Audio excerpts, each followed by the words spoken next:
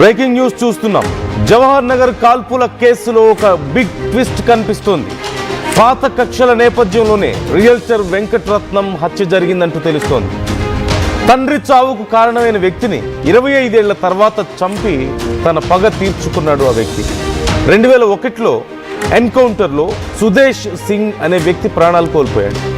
తన తండ్రి సుదేశ్ సింగ్ హత్యలో వెంకటరత్నం ఇన్ఫార్మర్గా ఉన్నాడంటూ కక్ష పెంచుకున్నాడు కొడుకు. 25 ఏళ్ల తర్వాత ఫ్రెండ్స్తో కలిసి వెంకటరత్నాన్ని హతమార్చడానికి ప్లాన్ చేసుకున్నాడు. నడి రోడ్డుపై అందరూ చూస్తుండగానే కత్తులతో పొడిచి తరిమి చివరికి గన్తో కాల్చి దారుణంగా అతని ప్రాణాలు తీశాడు. పట్టపగలే చోటు చేసుకున్న ఈ ఘటన ఆ ప్రాంతమంతా సంచలనం రేపింది. అయితే ఇది కేవలం కొన్ని రియల్ ఎస్టేట్ లావాదేవీల వల్ల జరిగినటువంటి ఘటనగా చాలామంది చూశారు, ముందుగా అందరూ భావించారు. కానీ ఈ కేసులో విచారణ చేసిన తర్వాత అసలు విషయం బయటపడింది. 25 ఏళ్ల పగతో అప్పుడెప్పుడో 25 ఏళ్ల క్రితం తన తండ్రి ప్రాణాలు పోవడానికి కారణమయ్యాడన్న కోపాన్ని పెంచుకొని ఇప్పుడు 25 ఏళ్ల తర్వాత ఆ వ్యక్తి ప్రాణాలు తీశాడు, ఆ కొడుకు. ఈ అంశానికి సంబంధించి అసలు పోలీసులు ఏమంటున్నారు, వాళ్ళ దగ్గర ఎలాంటి సమాచారం ఉంది, విచారణలో ఏ విషయాలు తెలుస్తున్నాయి, ఒకసారి పోలీసుల మాటలు విందాం. ఈ మధ్యలో జవహర్ నగర్ పిఎస్ పరిధిలోని సాకేత్ కాలనీ నివాసి అయినటువంటి వెంకటరత్నం, వయసు 46 సంవత్సరాలు. అతన్ని గుర్తు తెలియని వ్యక్తులు 6 ఆటోలు 4 స్కూటీ మీద 2 వచ్చేసి అతను వాళ్ళ కూతుర్ని స్కూల్లో డ్రాప్ చేసి ఇంటికి రిటర్న్ అవుతున్న క్రమంలో అతని మీద దాడి చేసి హత్య చేయడం జరిగింది. దీనికి సంబంధించి మనకు ఇన్ఫర్మేషన్ రాగానే ఇమీడియట్ గా జవహర్ నగర్ పిఎస్ వాళ్ళు రెస్పాండ్ అయ్యి దానికి సంబంధించిన దర్యాప్తు, హత్యకు గల కారణాలను, హంతకులను ట్రేస్ చేసే పనిలో ఉన్నారు. యాజ్ ఆఫ్ నౌ పాత కక్షలు దీనికి కారణం అని తెలుస్తున్నది.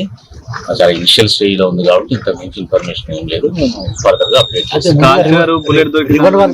అన్ని చెక్ చేస్తాం. దాంట్లో ఆయుధాలు ఏం వాడారు ఏమనేది కూడా మాకు బుల్లెట్ కూడా అక్కడ పడి ఉంది, అన్ని కూడా చెప్తాం. కేసులు అయితే మన జవహర్ నగర్ కేసు పరిధిలో లేవు, దూల్పేటలో ఉన్నాయని ఇప్పుడు ఇన్ఫర్మేషన్ వస్తుంది.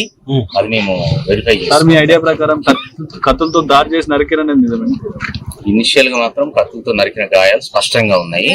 మీరు ఏదైతే చెప్తున్నారో ఫైర్ ఆర్మ్ సంబంధించిన దాన్ని వెరిఫై చేయాల్సి ఉంటుంది. వెరిఫై చేయకుండా చెప్పలేదు. ఒక బండరాయి కూడా పడుంది, అవన్నీ వస్తాయి. దాంట్లో సీసీ ఫుటేజ్ కూడా అవైలబుల్ ఉంది. అన్ని కూడా వెరిఫై చేస్తాము. ఇనిషియల్ స్టేజ్ కాబట్టి ఇంత నుంచి ఎలా జరిగిందనేది పోలీసులు మాటల్లో కొంతవరకు విన్నాం. ఇంకా విచారణ జరుగుతోంది. అయితే అసలు ఆ ఘటనా స్థలంలో ఏం జరిగింది ఎగ్జాక్ట్గా, ప్రస్తుతం అక్కడ పరిస్థితి ఏంటి, స్థానికులు ఏమంటున్నారు, పోలీసుల విచారణ ఎలా జరుగుతోంది, ఈ వివరాలు తెలుసుకుందాం. మా ప్రతినిధి నిర్మల ఉన్నారు. నిర్మల, అసలు ఎలా జరుగుతోంది విచారణ, ఆ ఘటన జరిగిన దాని గురించి స్థానికులు ఏమంటున్నారు, డీటెయిల్స్ ఎలా ఉన్నాయి? ఎస్ నందు, మరి వెంకటరత్నం విషయానికి వస్తే కనుక 25 సంవత్సరాల తర్వాత కూడా పగతో రగిలిపోయినటువంటి సుదేశ్ కొడుకైనటువంటి నిందితుడు మాత్రము ఈ 2001లో సుదేశ్ని ఎన్కౌంటర్ చేసిన ఘటన ఇంకా తన బ్రెయిన్లోనే పెట్టుకొని ఇప్పుడు కక్ష తీర్చుకున్నట్టుగా కూడా తెలుస్తూ ఉంది. మరి తన ఫ్రెండ్స్తో కలిసి వచ్చి నడి రోడ్డుపైనే ఆయుధాలతో దాడి చేయడమే కాకుండా గన్తో ఎన్కౌంటర్ కూడా చేయడం జరిగింది వెంకటరత్నాన్ని. అప్పుడు మరి 2021లో మాత్రము వెంకటరత్నము సుదేశ్ ఎన్కౌంటర్ కి సంబంధించినటువంటి తను ఒక ఎంక్వైరీ, అంటే తను ఒక సలహాదారుడిగా ఉన్నాడు అని చెప్పేసి ఆ విషయాన్ని దృష్టిలో పెట్టుకొని అందులో తను కూడా ఒక భాగస్థుడే అని చెప్పేసి 25 సంవత్సరాలుగా కూడా తను పగతోనే రగిలిపోయినట్టుగా కూడా అక్కడ స్థానికులైతే చెప్తూ ఉన్నారు. ఇక్కడ ఎవరిని అడిగినా అదే మాట అంటున్నారు.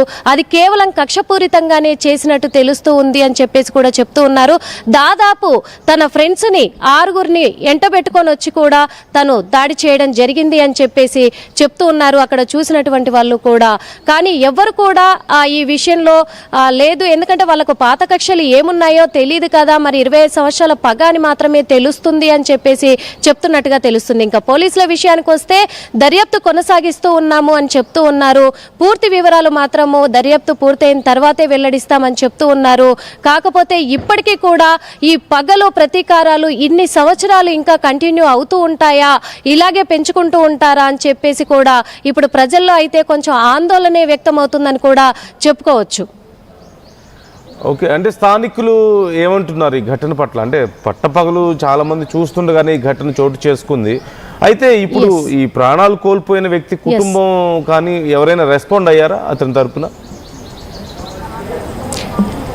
కుటుంబ వ్యక్తులు మాత్రము ఎవరు కూడా మాట్లాడడానికి సిద్ధపడట్లేదు. కాకపోతే ఈ పాత కక్షల్ని దృష్టిలో పెట్టుకొని ఇలాంటి ఘటనకు పాల్పడ్డాడు, నిందితుడికి మాత్రం కఠిన శిక్షను విధించాలి అంటున్నారే తప్ప వాళ్ళు బయటకు వచ్చి మాత్రం మాట్లాడట్లేదు. కానీ అక్కడున్న పరిసర ప్రాంతాల్లో ఉన్న వాళ్ళంతా కూడా ఇలాంటి దుర్ఘటన అనేది చాలా అంటే చాలా ఘోరం, ఇది ఇలాంటివి జరగకూడదు, ఎందుకంటే నడి రోడ్డు పైనే అందరూ చూస్తుండగా ఇలాంటి ఘటన జరగడం అనేది రేపు ఇంకా భవిష్యత్తులో కూడా చాలా మంది ఇలాంటి వాటికి అలవాటు పడిపోతూ ఉంటారు. కాబట్టి ప్రభుత్వం అయితే ఖచ్చితంగా చర్యలు తీసుకోవాలి, పోలీసులు తొందరగా ఈ ఘటనని ఛేదించాలి అని చెప్పేసి అక్కడ నివాసులు అయితే అంటున్నారు. ఇంకొక విషయం ఏంటంటే సీసీ ఫుటేజ్ లో మనం చూసినట్లుగానే అందరూ చూస్తుండగానే అక్కడ అందరూ జనాలంతా తిరుగుతూనే ఉన్నారు. స్కూల్ వ్యాన్ కూడా అక్కడ నుంచి వెళ్తూనే ఉంది.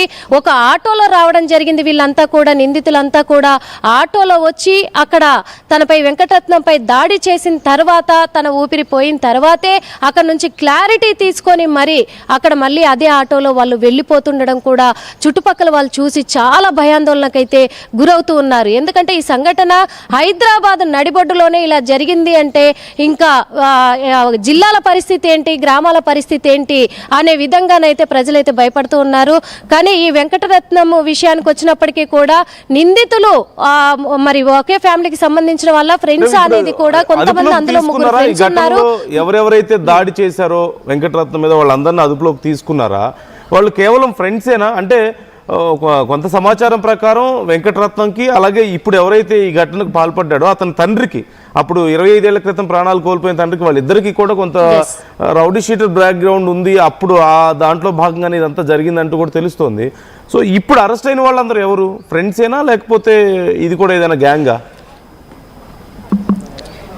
ఎస్, వెంకటరత్నము ఇటు నిందితుడి తండ్రి కూడా అప్పట్లో కూడా అంటే 25 సంవత్సరాల క్రితము ఇద్దరు కలిసే రియల్ ఎస్టేట్ చేసేవాళ్ళు. ఇద్దరు కలిసి రియల్ ఎస్టేట్ చేస్తున్న ఆ క్రమంలోనే కొన్ని సంవత్సరాలుగా వాళ్ళిద్దరి మధ్య మాత్రం విభేదాలు రావడం అనేది కూడా జరిగింది అని చెప్తూ ఉన్నారు. వాళ్ళిద్దరి మధ్య విభేదాలు రావడంతో వాళ్ళు కక్షను పెంచుకున్న తరుణంలో ఒక ఇన్ఫార్మర్గా వెంకటరత్నం మారాడు. అందుకు ఈ నిందితుడి తండ్రి కూడా